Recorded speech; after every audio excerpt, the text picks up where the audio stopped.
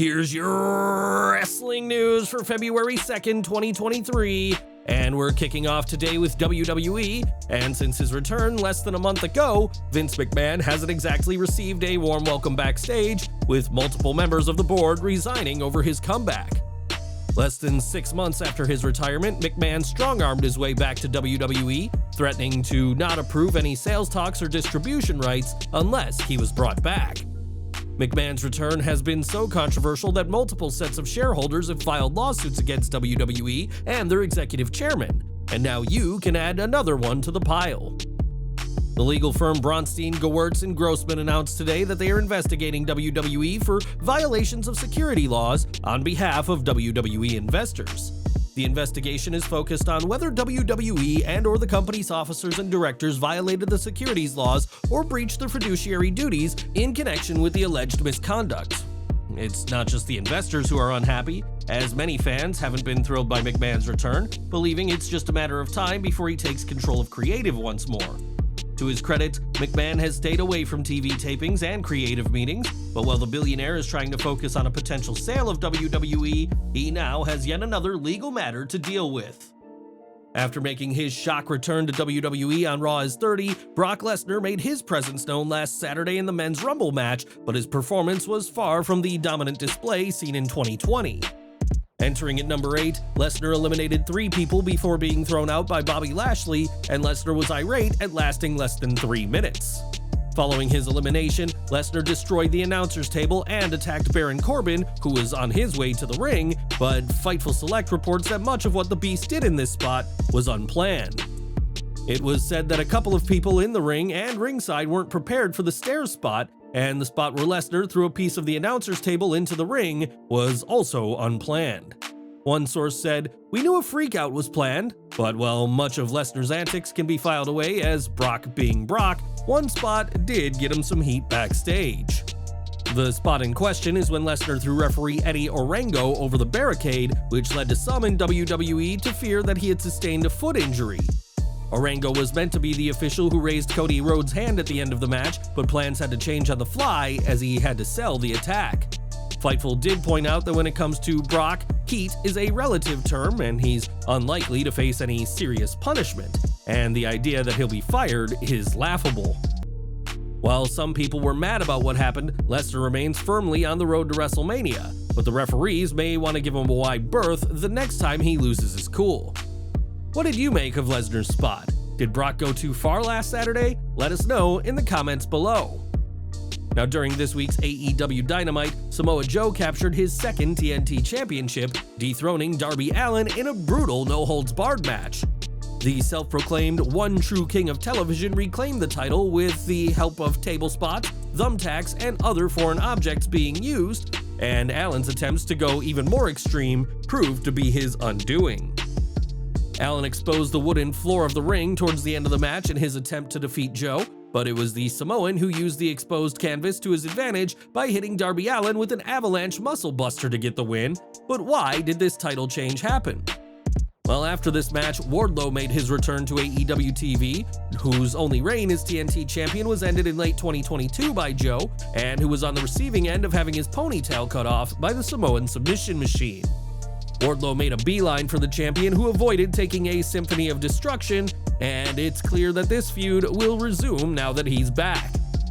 It's clear that Allin's reign with the title was simply a placeholder run that was always going to result in Joe winning the title back, facilitating the return of Wardlow to TV. Whether this results in Wardlow winning the title again or taking another loss to Joe, that remains to be seen, but by all accounts, Allin's reign was never meant to be a long one. But what did you make of the title change? Was AEW right to give Allin this placeholder run? Sound off in the comments. More from AEW, as last night's Dynamite was held in Jon Moxley's home state of Ohio, and as you'd expect, the former world champion got a thunderous ovation. If you've followed Moxley's career, you'll know that he is a pretty private person, but fans caught a glimpse at part of Mox's family during last night's episode. For his entrance ahead of his match with Hangman Adam Page, Moxley was accompanied by 2 people, Wheeler Yuta and his father Daniel Moxley. Jon Moxley had a tough childhood, as his father's location for work was allegedly quite a distance from his home, resulting in Jon's mother being the sole parental figure for himself and his sister. The former AEW World Champion has even said that his family's struggles affected him for years and later led to Moxley's difficult relationship with alcohol and drugs, which he has been improving upon. Moxley and his wife Renee have kept their daughter out of the limelight, a sign of just how serious they are taking their roles as parents, but seeing John and his father on this week's Dynamite was a huge moment for the Moxley family. It was mere months after Cody Rhodes, Kenny Omega, the Bucks, and Tony Khan founded AEW that Moxley joined, meaning Cody and Moxley were colleagues for years before the former's return to WWE. Prior to coming to AEW though, Moxley and Cody were colleagues in WWE, and the American Nightmare recently gave a mention to the AEW star. Speaking on the bump, Rhodes recalled facing the Shield 10 years ago in WWE, and not only mentioned each Shield member by name, but used Moxley's AEW moniker. It's lasting memories of being in the ring with Roman, being in the ring with Seth, and respectfully also being in the ring with Dean Ambrose, Jon Moxley. And here's why it's lasting memories with the Rhodes and the Shield and that continued thing. Kevin Dunn might be the only person I ever verbalized this to. I don't mean to shout anybody out because it's the nature of how I do it. I always felt like I was catching up to them because they were as good as they could possibly get. They were unbeatable. I mean, they hadn't lost until they came across Dustin and I. Dustin is, of course, referencing another AEW star, Cody's brother, Dustin Rhodes, as the duo teamed together against the Shield in late 2013.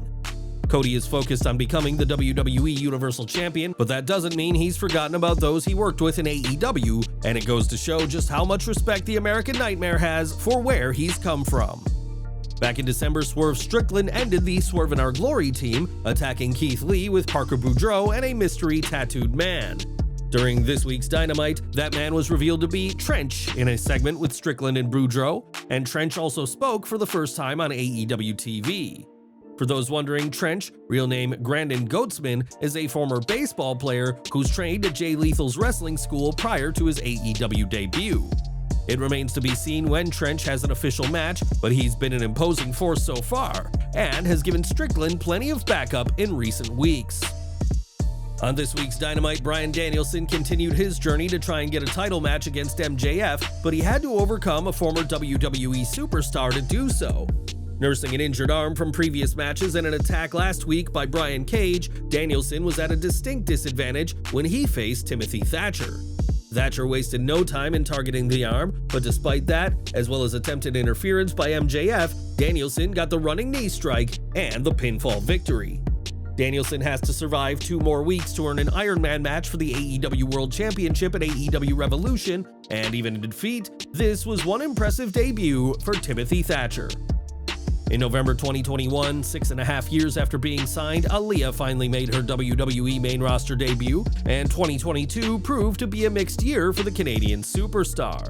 In January, Aaliyah defeated Natalya in 3.17 seconds, the fastest match in WWE, and would win the vacant WWE Women's Tag Team titles with Raquel Rodriguez in August. Things took a turn for Aaliyah when her team lost the titles mere weeks later, and she suffered an injury during the match, and now things are looking even worse for her. In a series of tweets, Aaliyah hinted that she isn't happy with her current role in WWE, saying, "If only I had stuff to talk about," in a message that has been since deleted. When a fan asked Aaliyah if she still isn't cleared to wrestle, Aaliyah said she is fully healed and been cleared to wrestle since October in another deleted tweet.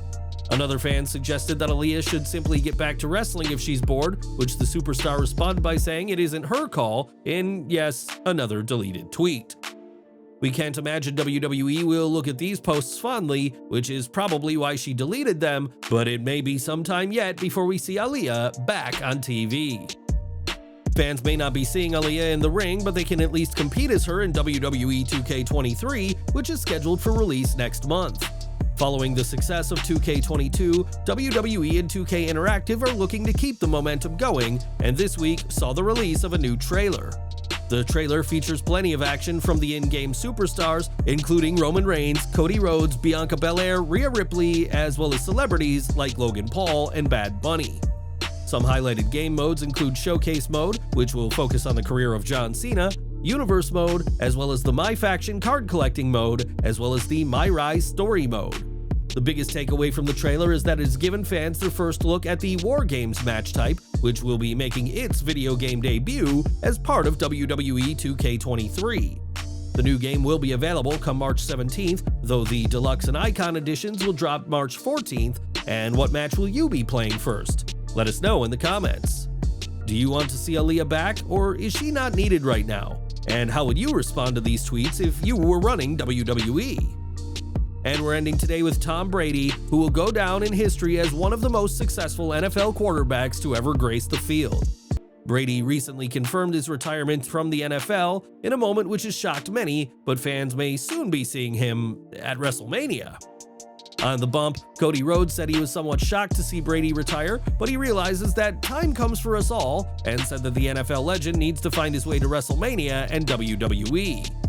Whether Brady is the next football star to make it in WWE, nobody can say for sure, but with WrestleMania 39 taking place in Hollywood, it's only fitting that one of the biggest stars, at least in football, could show up.